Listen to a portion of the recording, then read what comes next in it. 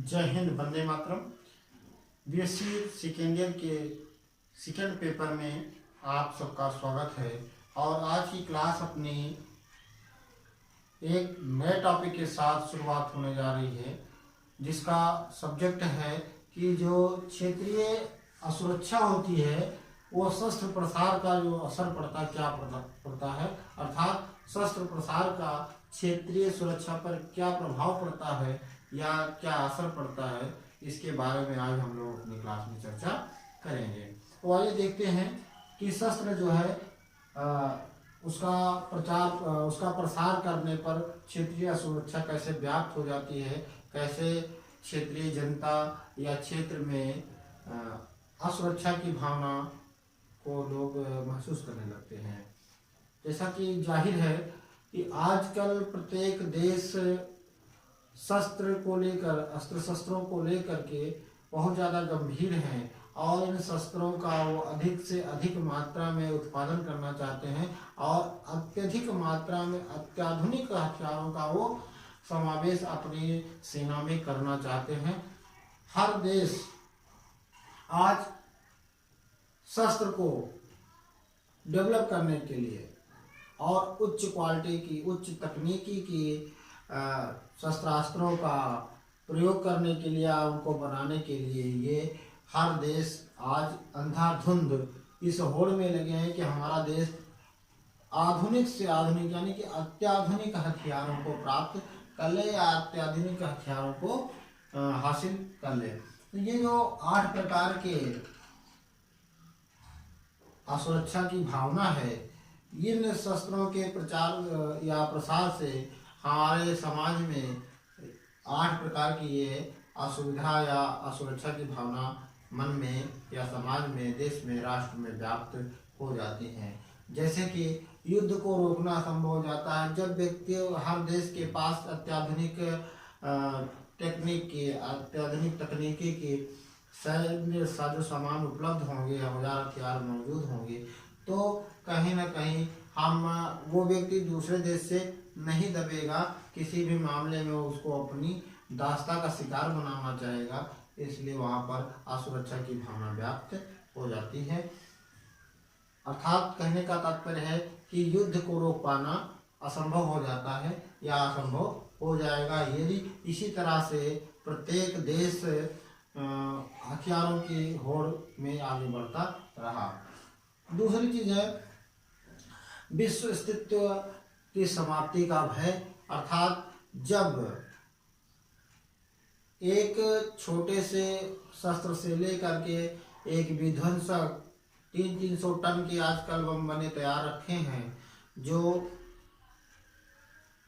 परमाणु बम बने हैं, हाइड्रोजन बम बने हैं, ये क्या हैं, अत्याधुनिक हैं। इन अत्याधुनिक हथियारों के द्वारा, जैसा कि 1914 में हिरोशिमा नागासाकी पर जिन परमाणु बमों का हमला किया गया अमेरिका के द्वारा, आज भी वहाँ पर बच्चे विकलांग पैदा हो रहे हैं, विकृत पैदा हो रहे हैं। तो कहीं न कहीं से इस तरह से जब प्रत्येक देश अपनी क्षमता विकसित कर लेगा परमाणु हथियार की या शस्त्रों की, तो क्या होगा कि विश्व का अस्तित्व ही समाप्त होने के कगार पे हो जाएगा। यदि एक देश दूसरे देश पे हमला करेगा तो दूसरा देश भी कहीं चुपचाप नहीं बैठेगा। अर्थात कहने का तात्पर्य है कि शस्त्रों के प्रसार में कहीं न कहीं विश्व के अस्तित्व को समाप्त करने का ही दौर चल जाएगा, जिससे सुरक्षा की भावना नहीं रहेगी। हम अपने आप को या कोई भी देश अपने आप को सुरक्षित नहीं महसूस करेगा। तीसरी चीज आती है शस्त्रों की तस्करी। यदि कोई देश शस्त्र को डेवलप कर लिया है, बना लिया, अत्याधुनिक शस्त्रों को बना लिया है, तो क्या करेगा, दूसरे देशों को सप्लाई करेगा, दूसरे से तीसरे से चौथे, इस तरह से वो जो है सप्लायर बन जाएगा और उसमें क्या होगा, तस्करी बढ़ जाएगी। जिन देशों ने अभी तक उन शस्त्रों को नहीं बना पाया है, उसकी तकनीकी अभी ईजाद नहीं कर पाई है, नहीं डेवलप कर पाया है, तो क्या करेगा, वो दूसरे देशों से खरीदना चाहेगा, उसको अपने यहाँ पर लाना चाहेगा, जिससे कि वो अपने पड़ोसी के ऊपर धाक जमा सके या अपने आप को सुरक्षित महसूस कर सके। तो इसलिए इसमें इसकी तस्करी बढ़ जाएगी, शस्त्रों की तस्करी बढ़ जाएगी। राष्ट्रीय जो अशांति है, राष्ट्र में, देश में जो शांति है वो व्याप्त नहीं रहेगी। उस शांति को अशांति में व्याप्त होना पड़ेगा, क्योंकि हर देश, हर राष्ट्र चाहता है कि हम किसी दूसरे राष्ट्र के अधीन ना रहें।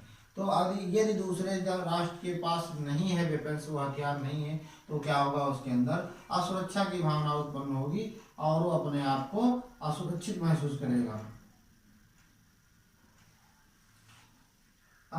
यानी कि अंतरराष्ट्रीय या राष्ट्रीय असुरक्षा की भावना, अशांति की भावना उत्पन्न हो जाएगी। जनता में भी कहीं न कहीं एक हीन भावना आ जाएगी, हमारे देश के पास ये हथियार नहीं है, तो कहीं ऐसा ना हो कि हम युद्ध हार जाएं। इस प्रकार से अशांति या असुरक्षा की भावना इसमें आ जाएगी। यदि किसी देश ने हथियार औजार कहीं से प्राप्त कर लिया है और उसका वो उपयोग सही नहीं कर रहा है, तो क्या होगा, वो आतंकवाद को प्रचार प्रसार में लगा देगा। आतंकवादियों को दूसरे, वो सक्षम देश हो गया जिसके पास शस्त्र हो गया, तो उस शस्त्रों के बदौलत वो पड़ोसी देशों की भूभाग या भौगोलिक क्षमता का अनायास ही सदुपयोग करना चाहेगा, जिससे उसमें आतंकवादी प्रवृत्तियां भर जाएंगी। अर्थात वो दूसरे की सीमा को अपने सीमा में मिलाने के लिए तत्पर रहेगा, क्योंकि यदि वो दूसरे उस देश की अपेक्षा अपने आप को ताकतवर पा रहा है या उसके पास शस्त्र उससे अच्छे क्वालिटी के हैं। तो अगली चीज आती है अंतरराष्ट्रीय सुरक्षा। जैसा कि बताया हमने कि अंतरराष्ट्रीय सुरक्षा हो जाएगी, एक देश दूसरे देश के इस समय परस्पर मिले हुए हैं, तो आज इतने समझौते हो चुके हैं कि कोई भी देश एक दूसरे देश पर आक्रमण को अपना आक्रमण समझता है, अपने ऊपर आक्रमण समझता है। तो इस प्रकार से अंतरराष्ट्रीय सुरक्षा हो जाएगी, अंतरराष्ट्रीय सुरक्षा की भावना को व्याप्त हो जाएगी उसमें। और इन शस्त्रों के बदौलत एक से दूसरा, दूसरे से तीसरा, तीसरे से चौथा, इस तरह से अंतरराष्ट्रीय समुदाय जो है वो कहीं न कहीं इस ना चाहते हुए भी युद्ध को विवश हो जाएगा और असुरक्षा की भावना व्याप्त हो जाएगी। क्षेत्रीय सुरक्षा, यदि इन हथियारों का, इन शस्त्रों का किसी भी क्षेत्रीय संगठन को इसका तस्करी के द्वारा ये शस्त्र प्राप्त हो गया कहीं न कहीं से, या उसकी नकल करके, डुप्लीकेट कॉपी कर करके उसको बना लिया गया, तो क्या करेगा, क्षेत्र में जो सबल, जो अपने आप को सक्षम मानते हैं, सक्षम व्यक्ति हैं, सामाजिक संगठन है, वो जो असक्षम व्यक्ति हैं उनको क्या करेगा, दबाने का, कुचलने का कार्य करेगा। तो कहीं न कहीं उसमें क्षेत्रीय असुरक्षा की भावना व्याप्त हो जाएगी। और सामाजिक असुरक्षा, इन क्षेत्रीय असुरक्षा में सामाजिक समाज, सबल समाज है, मतलब यानी कि जो शक्तिशाली समाज है उसको अगर यदि वेपन्स मिल गए या कोई भी संगठन है जिसको हथियार मिल गया, तो वो क्या करेगा, दूसरे व्यक्ति को या दूसरे समुदाय को, दूसरे समाज को दबाने का, कुचलने का कुचक्र रचेगा। इस प्रकार से ये सामाजिक असुरक्षा से क्षेत्रीय, क्षेत्रीय से राष्ट्रीय, राष्ट्रीय से अंतरराष्ट्रीय असुरक्षा व्याप्त हो जाएगी। तो आज की वीडियो हमने देखा कि शस्त्र प्रसार के द्वारा क्षेत्रीय असुरक्षा कैसे व्याप्त हो जाती है और इसका क्या समाज पर प्रभाव पड़ता है। मिलते हैं अगले वीडियो में एक नए टॉपिक के साथ। तब तक के लिए भास्कर सर को दीजिए इजाजत। जय हिंद।